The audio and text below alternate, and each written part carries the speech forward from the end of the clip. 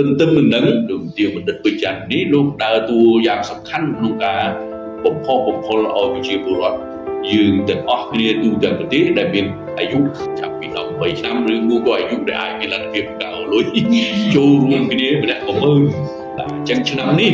តាមរយៈលទ្ធផលនៃការមើលឃើញតាមអេបលោកគ្រូមើលឃើញថាច្រើនហើយសូម្បីតែមន្ត្រីរាជការក្រៅទៅមន្ត្រីនយោជកក្រៅប្រព័ន្ធអ្នកក្រៅប្រព័ន្ធដូចជាអ្នកទិញអោចាស់គាត់យល់ឃើញគាត់យល់ដឹងច្រើនគាត់សែនចូលមកអញ្ចឹងហ្នឹងហើយទាំងអស់នេះហើយគឺជាអ្វីដែលយើងមើលឃើញថាលទ្ធផលនៃការប្រឹងប្រែងគាត់គឺគាត់នៅតែខំជួបយ៉ាង